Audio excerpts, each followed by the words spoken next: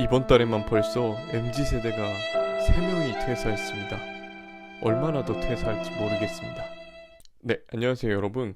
이번 영상은 원래 제가 계획했던 영상은 아니었는데 이번에 이제 회사에서 MZ세대들이 계속 퇴사를 이제 빈번히 하게 되는 광경을 목격하면서 제 채널에서는 이제 금융 지식과 더불어 이제 취업에 관련된 이야기도 다루고 있으니까 이런 내용을 한번 좀 언급해보면 좋겠다 이런 생각이 들어서 본 영상을 제작하게 되었습니다. 이번 영상의 주제는 MZ세대는 왜 자꾸 퇴사를 하는가? 그리고 MZ세대와 기성세대의 차이는 무엇이고, 그러면 도대체 어떻게 이 차이를 극복해야 MZ세대들의 퇴사를 막을 수 있는지, 이러한 부분에 대해서 한번 이야기를 나눠보고자 합니다. 자, 먼저 MZ세대란 누구인가? MZ세대는 전체를 이제 포괄적으로 보면은 1980년대 초반부터 2000년대 초반에 출생한 세대를 통틀어서 말합니다. 즉 1980년대 초반부터 2000년대 초반 출생한 밀레니얼 세대와 1990년대 중반부터 2000년대 초반 출생한 G세대를 통틀어서 칭하는 세대를 말합니다. 저도 이제 회사 생활을 하면서 그 MZ세대가 퇴사하는 광경을 굉장히 많이 보고 있는데, 이런 MZ세대들이 퇴사라는 배경을 보기 위해서는 그들이 가진 특징을 조금 살펴볼 필요가 있습니다. 물론 MZ세대 모든 구성원들이 다 그런 건 아니겠지만, 보편적으로 MZ세대들이 가진 특징은 딱 요약해보면 두 가지 정도 공통적으로 보이는 것 같아요. 첫 번째는 과감한 투자 성향이 있습니다. 그리고 두 번째는 정보의 바닷속에서 생활하는 것이 무척 익숙합니다. 하지만 기성세대들은 어떠냐면, 이게 과거로 이제 더 돌아가면 돌아갈수록 그렇지만, 저희 부모님을 넘어서 이제 할머니, 할아버지 를 제가 한번 생각을 해보면, 사회적으로 너무나도 많은 그 변화들과 그 시련과 고통을 겪어보시면서 뭔가 평소에 빠르게 변화하는 걸 굉장히 보수적으로 접근을 하시는 경향이 있어요.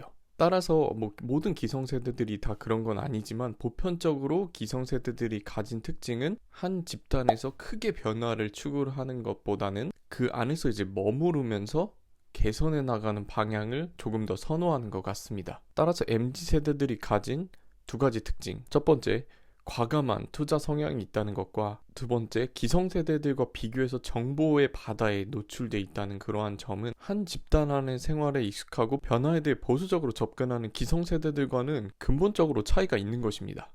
자, 이거를 그러면 이제 직장으로 끌어와 볼게요. 일단 모든 산업을 제가 대변하는 건 아니지만, 저 같은 경우는 이제 금융업종에 종사를 하기 때문에 금융권을 한번 베이스로 깔고 한번 이야기를 해보겠습니다. 자, 여기서는 이제 기성세대 분들이 조금 이제 인정하고 가셔야 되는 부분이 있어요. 그게 무엇이냐면 바로, 예전에는 과거에 이제 금융권, 요즘은 전형이 굉장히 복잡해졌죠. 서류 전형 넘으면 이제 NCS 봐야 되고, 그다음 1차 면접, 2차 면접, 굉장히 이제 그 프로세스가 길어졌습니다. 반면 이제 기성세대 분들께서 입사를 했던 당시에 생각을 해보면, 솔직히 이렇게 프로세스가 복잡하지도 않았고 금융권 진입에 대한 장벽이 지금같이 높지도 않았어요. 물론 이게 학벌로 막 줄을 세우려는 건 아니지만, 그만큼 이제 요즘 같은 시대에는 금융권 입사를 하려고 하면 기본적으로 쌓아야 하는 스펙들이 굉장히 이제 고도화되어 있는 반면, 과거에는 그러한 부분들이 좀 부족하더라도 기회의 장이 엄청나게 열려 있었다는 것은 이제 기성세대 분들께서 인정하셔야 되는 부분입니다. 자, 이제 다시 현재로 넘어와서 MZ세대가 새로 입사했다고 한번 가정해 보겠습니다. 딱 이제 MZ세대들이 입사를 했을 때는 대부분 이제 높은 직급에 위치한 분들은 기성세대 분들이시겠죠. 그래서 이렇게 생활을 하다 보면은 처음에 이제 언급했었던 그런 MZ세대와 그다음 기성세대가 가진 그런 기본적인 성향의 차이가 있는 상태에서 MZ세대들이 딱 생각할 것들이 굉장히 많아지는 것입니다. 자, 먼저는 이제 굉장히 과감하다고 했었죠. 그래서 딱 MZ세대들이 입사해서 보니까 생각보다 이제 내가 생각했던 회사 생활과는 좀 괴리가 있다, 이렇게 만약에 느끼면은 그럼 내가 여기서 뭔가 타파를 해본다, 이런 생각보다는 아까도 말했지만 정보에 굉장히 익숙한 세대이기 때문에 그런 서칭을 통해서 막 찾아봅니다. 내가 딱 여기만 머무르는 게 과연 맞는 건지, 이거를 조금 더 작은 우물에서 큰 우물로 확대해서 생각을 해보게 되는 거죠.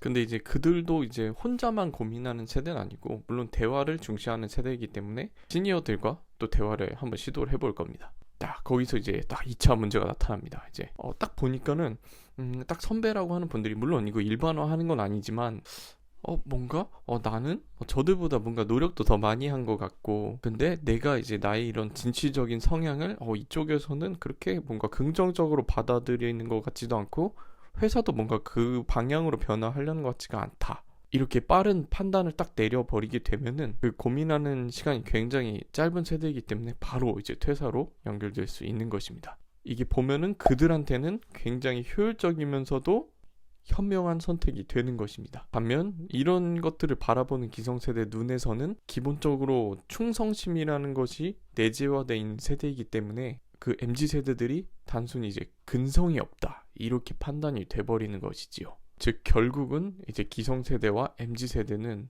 서로 만날 수 없는 평행선을 걷고 있는 것일지도 모릅니다.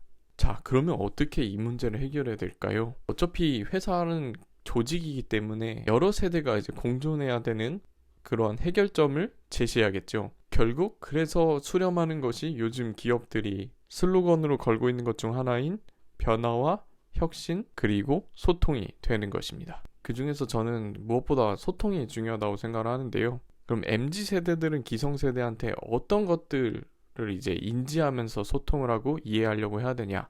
본인과의 성향이 다르더라도 어쨌든 그 회사와 그 문화를 구축해 놓은 것은 기성세대고 그들만의 노하우가 있다는 것을 MZ세대들은 이해를 할 필요가 있습니다.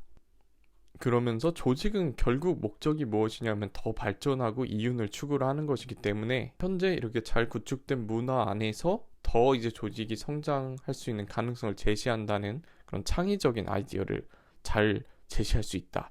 이런 것들을 기성세대들한테 심어주는 것이 가장 올바른 소통의 방법이라고 생각을 합니다. 그리고 기성세대들은요, 이 과거의 영광으로부터 조금 벗어나서 이제 현재 트렌드에 맞는 그런 개선점을 찾는 것이 매우 중요합니다. 기업이 슬로건을 바꾼 이유는 그냥 단순한 이유가 아니거든요. 그런 변화와 혁신 그리고 소통을 중시하는 것은 앞으로 기업이 이윤을 더 내기 위해서는 그런 트렌드들이 반영돼야 된다는 것을 의미하기 때문에 그러한 중심에 있는 MZ세대들을 이해하고 또 그러한 변화를 존중할 줄 아는 그런 소통 방법으로 대하는 것이 무엇보다 중요하다고 생각합니다. 네, 이렇게 오늘은 조금 즉흥적인 주제를 가지고 한번 영상을 촬영해 보았고, 다음에는 지난 영상에서 예정된 그런 금융 지식에 관한 영상으로 다시 또 여러분들께 인사드리도록 하겠습니다.